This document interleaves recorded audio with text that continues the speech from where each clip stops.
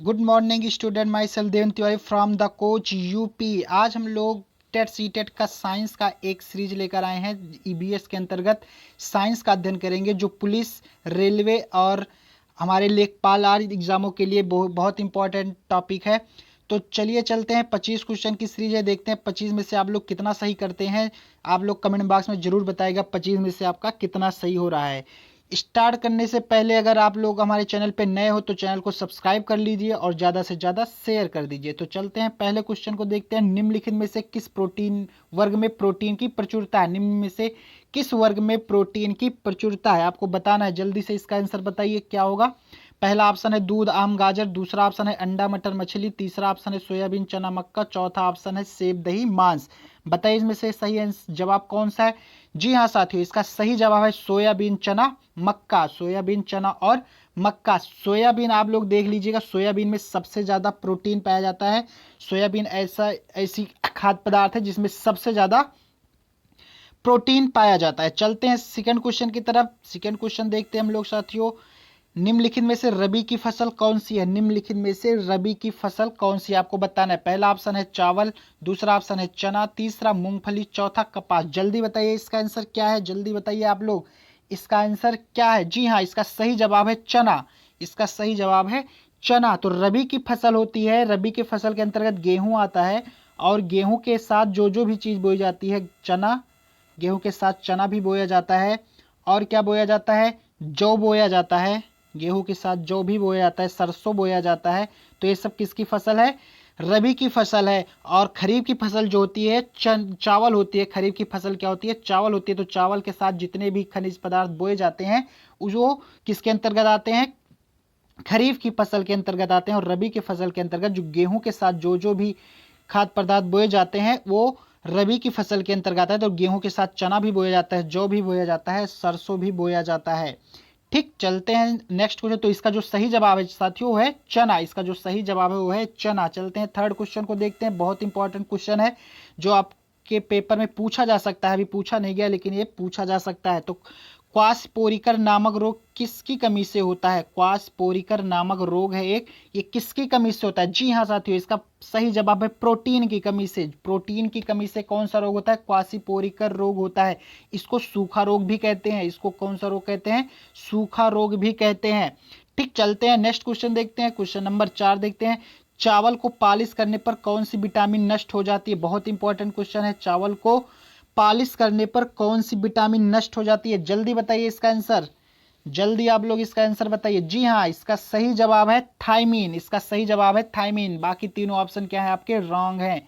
चलते हैं question number 5 देखते हैं। प्रोटीन का सर्वोत्कृष्ट स्रोत क्या है? प्रोटीन का सर्वोत्कृष्ट स्रोत क्या है? जल्दी बताइए आप लोग। तो अभी पहले क्वेश्चन में हम देखे थे, एक संघ था सोयाबीन का। तो जिसका जो सही जवाब है कौन सा है? सोयाबीन। सेकंड ऑप्शन इसका राइट आंसर है। चलते हैं क्वेश्चन नंबर 6 देखते हैं हम लोग। विटामिन ए की कमी से होने वाला रोग क्या है? विटामिन ए की कमी से होने वाला रोग आपको बताना है। जल्दी बताइए इसका आंसर।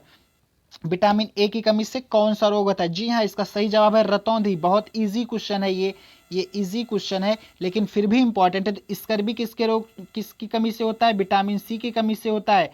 क्वाशियोरकर जो रोग होता है किसकी कमी से होता है? प्रोटीन की कमी से होता है। आपको पता होना चाहिए, भी पहले डिस्कस हम लोग कर चुके हैं।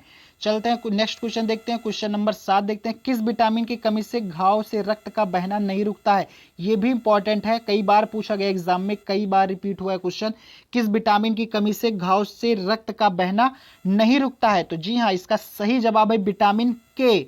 विटामिन ए की कमी से रतौंधी आपको पता है, बी से भी आपको पता है, सी से स्कर्वी भी आपको पता है। विटामिन के जो है ये रक्त, इसकी कमी से जो खून बहता है, रक्त बहता है, वो नहीं रुकता। अगर विटामिन के की कमी होगी तो रक्त का बहना नहीं रुकेगा। चलते हैं क्वेश्चन नंबर 8 देखते हैं हम लोग। निम्न में से कौन सी खरीफ की फसल है? जी हाँ, आ गया क्वेश्चन। इसके पहले रबी की फसल था, आपकी आ गया इस बार कौन सा फसल है? खरीफ की फसल। तो बताना है आपको खरीफ की फसल कौन सा नहीं है। यहाँ पे लिखा नहीं है, आप लोग वर्ड को जरूर ध्यान देना। तो चावल है। चावल हमने बताया खरीफ की फसल है। चावल के साथ क्या बोया जाता है? गन्ना बोया जाता है, ये भी खरीफ की फसल है। चावल के साथ ही मक्का भी बोया जाता है, ये भी क्या है? खरीफ की फसल है। तो गेहूं जो है कौन सी फसल है? रबी की फसल है। अभी हम लोग पहले डिस्कस कर चुके हैं, गेहूं किसकी फसल है? रबी की फसल है। चलते हैं नेक्स्ट क्वेश्चन देखते हैं। क्वेश्चन नंबर 9 देखते हैं। रक्त का थक्का बनने में सहायक है। रक्त का जो थक्का बनता है उसमें क्या सहायक होता है, तो अभी इसके पहले भी डिस्कस कर चुके हैं कि किसकी कमी से रक्त का बहना नहीं बंद होता, तो विटामिन के। विटामिन के इसका राइट आंसर है विटामिन के। आगे चलते हैं नेक्स्ट क्वेश्चन देखते हैं हम लोग। जल में घुलनशील विटामिन है, बताइए आप लोग जल में घुलनशील विटामिन कौन सी है। जल में घुलनशील विटामिन कौन सी है, आप लोग जल्दी बताइए इसका आंसर। जी हाँ, इसका सही जवाब है बी तथा सी, विटामिन बी तथा विटामिन सी। इसका जो सही जवाब है विटामिन बी और विटामिन सी। और जो आपको बताना है वसा में घुलनशील विटामिन कौन सी है। वसा में घुलनशील विटामिन कौन सी है, आपको इसको कमेंट बॉक्स में बताना है। चलते हैं नेक्स्ट देखते हैं। क्वेश्चन नंबर 11 चेक करते हैं। शहद का प्रमुख घटक है, जो शहद होता है उसका प्रमुख घटक क्या है, जल्दी बताइए इसका आंसर। शहद का प्रमुख घटक क्या है, आप लोग बताइए जल्दी इसका आंसर। जी हाँ, इसका सही आंसर है प्रेक्टोज। इसका सही जवाब है प्रेक्टोज, ऑप्शन नंबर 4। बाकी तीनों ऑप्शन क्या है, गलत है। तो शहद, थोड़ी जानकारी ले लीजिए। शहद का प्रमुख घटक क्या है, प्रेक्टोज है। प्रेक्टोज एक कीटोहेक्सॉस है। प्रेक्टोज क्या है, एक कीटोहेक्सॉस है। कीटोहेक्सॉस क्या है, कीटोहेक्सॉस है। ये ग्लूकोज के साथ मीठे फलों और शहद में पाया जाता है। ये ग्लूकोज के साथ मीठे फलों और शहद में पाया जाता है। तो शहद का प्रमुख घटक क्या है, फ्रक्टोज है। ऑप्शन नंबर 4 इसका राइट आंसर है। चलते हैं क्वेश्चन नंबर 12 को देखिए। विटामिन सी का रासायनिक नाम क्या, बहुत इंपॉर्टेंट है, रासायनिक नाम जरूर पूछा जाता है। ये टेट, सी टेट और यूपीपी के लिए भी बहुत इंपॉर्टेंट है। यूपीपी में भी रासायनिक नाम पूछा जाता है। तो जल्दी बताइए आप लोग इसका जवाब क्या है। विटामिन सी का रासायनिक नाम क्या है। पहला ऑप्शन है साइट्रिक अम्ल, दूसरा एस्कॉर्बिक अम्ल, तीसरा ऑक्सैलिक अम्ल, चौथा नाइट्रिक अम्ल। जी हाँ, इसका सही जवाब है एस्कॉर्बिक अम्ल। इसका जो सही राइट आंसर है एस्कॉर्बिक अम्ल है। चलते हैं नेक्स्ट क्वेश्चन देखते हैं। क्वेश्चन नंबर 13 देखते हैं। बिडॉल टेस्ट का प्रयोग क्या जांचने में किया जाता है। बिडॉल टेस्ट हम लोग करवाते हैं, लेकिन हमें पता नहीं होता कि इसको किस लिए जांच करवा रहे हैं। तो बिडॉल टेस्ट का प्रयोग जो होता है आपको बताना है, डेंगू बुखार के लिए होता है, एड्स के लिए, टाइफाइड के लिए, मलेरिया के लिए होता है। किसके लिए बिडॉल टेस्ट का प्रयोग होता है। जी हाँ, इसका सही जवाब है टाइफाइड। बिडॉल टेस्ट का प्रयोग किस लिए होता है, टाइफाइड के लिए होता है। एड्स बताइए, एड्स को जांचने के लिए कौन सा टेस्ट यूज होता है, एड्स आपको बताना है। सही जवाब आपको कमेंट बॉक्स में देना है इसका। चलते हैं क्वेश्चन नंबर 14 देखते हैं। मनुष्य के शरीर के लिए ऊर्जा का मुख्य स्रोत क्या है। मनुष्य के शरीर के लिए ऊर्जा जिससे मिलती है उसका मुख्य स्रोत क्या है। किससे हमें सबसे ज्यादा ऊर्जा मिलती है, प्रोटीन से, कार्बोहाइड्रेट से, विटामिन से, खनिज लवण से, बताइए जल्दी इसका आंसर। जी हाँ, बहुत इजी क्वेश्चन है। इसका सही जवाब है कार्बोहाइड्रेट से। कार्बोहाइड्रेट से ही शरीर में ऊर्जा हमें मिलती है। चलते हैं कुछ नेक्स्ट क्वेश्चन देखते हैं। Question number 15। मलेरिया के उपचार के लिए किसका प्रयोग किया जाता है। मलेरिया के उपचार के लिए आपको बताना है किसका प्रयोग किया जाता है, जल्दी बताइए। मलेरिया के उपचार के लिए किसका प्रयोग किया जाता है। लूटिवित का, ग्लेस का, कुनैन का, सेनेरिया का, जल्दी बताइए किसका प्रयोग किया जाता है। तो जी हाँ, इसका सही जवाब है कुनैन का प्रयोग किया जाता है। मलेरिया के उपचार के लिए कुनैन का प्रयोग किया जाता है। बाकी तीनों ऑप्शन क्या आपके रॉन्ग हैं। चलते हैं क्वेश्चन नंबर 16 देखते हैं हम लोग। केंद्रीय खाद्य प्रौद्योगिकी अनुसंधान कहाँ स्थित है, बताना जल्दी। केंद्रीय खाद्य प्रौद्योगिकी अनुसंधान कहाँ स्थित है। तो जी हाँ, इसका सही जवाब जो है केंद्रीय प्रौद्योगिकी संस्थान, एक सेकेंड, थोड़ा टेक्निकल फॉल्ट है। जी हाँ, चलते हैं। केंद्रीय प्रौद्योगिकी अनुसंधान कहाँ स्थित है, बताना आपको। केंद्रीय खाद्य प्रौद्योगिकी अनुसंधान कहाँ स्थित है। तो जो इसका सही आंसर है वो है मैसूर। इसका सही जवाब क्या है, मैसूर। मैसूर कहाँ है साथियों, जल्दी बताइए। मैसूर कहाँ है, कर्नाटक में है। मैसूर कहाँ है, कर्नाटक में है। मैसूर कहाँ है साथियों, कर्नाटक में है। चलते हैं नेक्स्ट क्वेश्चन देखते हैं। क्वेश्चन नंबर 17 है। एलिसा जांच का प्रयोग किस में किया जाता है। एलिसा जांच का प्रयोग किस में किया जाता है। अभी हमने एक क्वेश्चन पूछा था एड्स का जांच किसके द्वारा किया जाता है। तो जो एलिसा जांच है ये एड्स के लिए ही यूज होता है। इसका सही जवाब है एड्स। चलते हैं नेक्स्ट क्वेश्चन देखते हैं। Question number 18। सागरीय खरपतवार किसका महत्वपूर्ण उदाहरण है। सागरीय खरपतवार किसका महत्वपूर्ण स्रोत है, आप लोग जल्दी बताइए इसका आंसर। सागरीय खरपतवार किसका महत्वपूर्ण स्रोत है। तो जी हाँ, इसका सही जवाब है आयोडीन। आप लोग याद कर सकते हैं सागर में जो नमक बनता है आयोडीन होता है, आयोडीन नमक होता है, सागर से ही नमक बनता है। तो इसका सही जवाब हो जाएगा आयोडीन, तो सागरीय खरपतवार आयोडीन का महत्वपूर्ण स्रोत है। इसका प्रयोग भोजन में सलाद के रूप में किया जाता है। आयोडीन की कमी से कौन से रोग होता है, आपको बताना है आयोडीन की कमी से कौन सा रोग होता है, बताइएगा आप लोग कमेंट बॉक्स में।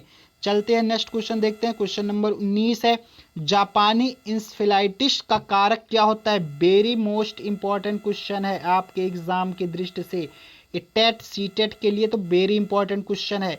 आपको बताना है जापानी इंसेफेलाइटिस का कारक क्या होता है, आपको जल्दी बताइए इसका आंसर। जी हाँ, इसका जो सही जवाब है विषाणु, बाकी तीनों ऑप्शन आपके गलत है। चलिए देख लेते हैं जापानी इंसेफेलाइटिस है क्या रियलिटी में। तो जापानी इंसेफेलाइटिस का कारक विषाणु होता है। क्या होता है इसका कारक, विषाणु होता है। क्यूलेक्स प्रजाति के मच्छर से फैलता है। ये जो होता है किस मच्छर से फैलता है, क्यूलेक्स, क्यूलेक्स, क्यूलेक्स नामक मच्छर से फैलता है। क्यूलेक्स नामक मच्छर से फैलता है ये जापानी इंसेफेलाइटिस जो है, ये किस नामक मच्छर से फैलता है, क्यूलेक्स नामक मच्छर से फैलता है। इस रोग का उद्गम जापान में हुआ। कहाँ हुआ, जापान, इसलिए जापानी कहते हैं। इसलिए इस रोग का उद्गम कहाँ हुआ, जापान में हुआ। इस विषाणु का संक्रमण मच्छर के काटने से होता है। इस विषाणु का जो संक्रमण होता है वो इसी मच्छर के काटने से होता है। लेकिन सुअर जो होता है, सुअर को भी इस रोग का वाहक माना जाता है। मच्छर तो क्यूलेक्स नामक मच्छर से भी होता है, लेकिन सुअर जो होता है, सुअर को भी इसका वाहक माना जाता है, इस रोग का वाहक माना जाता है सुअर को भी। ये प्रजाति का जो मच्छर होता है, क्यूलेक्स प्रजाति का जो मच्छर होता है, धान के खेतों में पनपता है। इसी कारण जहाँ धान ज़्यादा होता है वहाँ पे सैकड़ों बच्चे इसकी चपेट में आकर मृत्यु को प्राप्त करते हैं। तो ये जहाँ धान की खेती अधिक होती है वहीं पर ये मच्छर पनपता है, और इसी मच्छर से सैकड़ों बच्चों की जान जा चुकी है। और इसका एक वाहक सुअर भी है, सुअर के द्वारा भी ये बीमारी फैलती है, जिसका नाम है जापानी इंसेफेलाइटिस। और इसका जो कारक है वो क्या है, विषाणु। कौन से मच्छर है, क्यूलेक्स। इतना आपको यहाँ से याद करना है। चलते हैं नेक्स्ट क्वेश्चन को देखते हैं। क्वेश्चन नंबर 20 है, कौन सी प्रोटीन दूध में पाई जाती है। कौन सी प्रोटीन आपको बताना है दूध में पाई जाती है। तो जी हाँ, इसका सही जवाब है केसीन। इसका सही जवाब क्या है, केसीन है। ठीक, और बाकी तीनों ऑप्शन क्या है, गलत हैं। चलते हैं नेक्स्ट क्वेश्चन देखते हैं। क्वेश्चन नंबर 21 देखते हैं, निम्न में से कौन सा रसायन आम पकाने के काम आता है। आपको बताना है निम्न में से कौन सा रसायन आम पकाने के काम आता है। पहला ऑप्शन है कैल्शियम कार्बोनेट, दूसरा है कैल्शियम हाइड्रोक्साइड, तीसरा है कैल्शियम कार्बाइड, चौथा ऑप्शन है कैल्शियम क्लोराइड। बताइए जल्दी इसका आंसर आप। जी हाँ, इसका सही जवाब है कैल्शियम कार्बोनेट। इसका सही जवाब है कैल्शियम कार्बोनेट। चलते हैं नेक्स्ट क्वेश्चन को देखते हैं। क्वेश्चन नंबर 22, कौन सी बीमारी दूषित जल पीने से फैलती है। कौन सी बीमारी दूषित जल पीने से फैलती है, एनीमिया, टाइफाइड, एड्स, टिटनेस। बताइए जल्दी इसका आंसर। एनीमिया पहला ऑप्शन, दूसरा टाइफाइड, तीसरा एड्स, चौथा टिटनेस। इसका सही जवाब है टाइफाइड। इसका सही जवाब क्या है, टाइफाइड जो है दूषित जल पीने से होती है। हैजा किससे होता है, आपको बताना है हैजा किससे होता है। आपको बताना है कमेंट बॉक्स में हैजा किससे फैलता है। चलते हैं नेक्स्ट क्वेश्चन देखते हैं। क्वेश्चन नंबर 23, मानव गुर्दे में पथरी किस चीज की बनी होती है। मानव गुर्दे में पथरी किस चीज की बनी होती है, आपको बताना है। मानव गुर्दे में जो पथरी होती है किस चीज की बनी है, sodium acetate, calcium oxalate, calcium acetate, sodium benzoate. बताइए इसका सही जवाब क्या है, जल्दी बताइए आप लोग। जी हाँ, इसका सही जवाब है कैल्शियम ऑक्जिलेट। कैल्शियम ऑक्जिलेट इसका सही जवाब है। चलते हैं नेक्स्ट क्वेश्चन को देखते हैं। क्वेश्चन नंबर 24 देखते हैं, इंसुलिन की कमी से कौन सा रोग होता है। आपको बताना है इंसुलिन की कमी से कौन सा रोग होता है। तो जी हाँ, इसका सही जवाब है मधुमेह। इसका सही जवाब है मधुमेह। इंसुलिन की कमी से क्या होता है, मधुमेह होता है। चलिए इंसुलिन के बारे में थोड़ा जानकारी ले लेते हैं। इंसुलिन की कमी से कौन सा रोग होता है, मधुमेह रोग होता है। इस रोग में रक्त में शर्करा की मात्रा बढ़ जाती है। जब ये रोग होता है तो शरीर में रक्त में जो रक्त होता है उसमें शर्करा की मात्रा क्या हो जाती है, बढ़ जाती है। शर्करा की मात्रा बढ़ जाती है तथा रोगी को बार बार प्यास लगने लगती है। कैसे इसके लक्षण है, रोगी को बार बार प्यास लगने लगती है। ये शर्करा मूत्र के माध्यम से बाहर निकलने लगती है, जिसे मधुमेह की संज्ञा दी जाती है। जो शर्करा होता है मूत्र के माध्यम से बाहर निकल जाती है, जिसे मधुमेह नाम दिया गया। चलिए चलते हैं नेक्स्ट क्वेश्चन देखते हैं। लास्ट क्वेश्चन है आज का, विटामिन B6 का रासायनिक नाम बताना है आपको। विटामिन B6 का रासायनिक नाम क्या है। बताइए इसका सही जवाब। पहला है रेटिनल, दूसरा थायमिन, तीसरा एस्कॉर्बिक, चौथा पैराडॉक्सिन। आपको बताना है सही जवाब इसका क्या है। तो जी हाँ, इसका सही जवाब है पैराडॉक्सिन। इसका सही जवाब है पैराडॉक्सिन। चलते हैं और तीनों ऑप्शन को देख लीजिए। रेटिनॉल किसका रासायनिक नाम है? रेटिनॉल आपको बताना है। तो ए का, विटामिन ए का रासायनिक नाम क्या है? रेटिनॉल।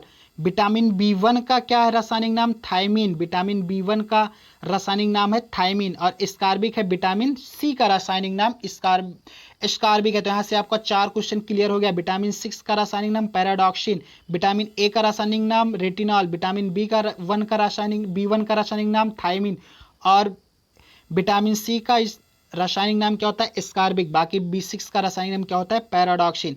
ठीक साथियों, तो आप लोग बताना 25 में से आप लोग कितना सही किए। 25 में से आप लोग कितना सही किए, इसका जवाब हमें कमेंट बॉक्स में दिए। ये सीरीज वेरी इंपॉर्टेंट थी, बहुत मोस्ट इंपॉर्टेंट क्वेश्चन हमने कलेक्ट किया था। वेरी मोस्ट इंपॉर्टेंट क्वेश्चन हमने कलेक्ट किया था। ये बहुत इंपॉर्टेंट होने वाला है आपके एग्जाम की दृष्टि। तो आप लोग बताइएगा 25 में से कितना सही हुआ। ठीक साथियों, बस आज के लिए बस इतना ही। थैंक यू, धन्यवाद।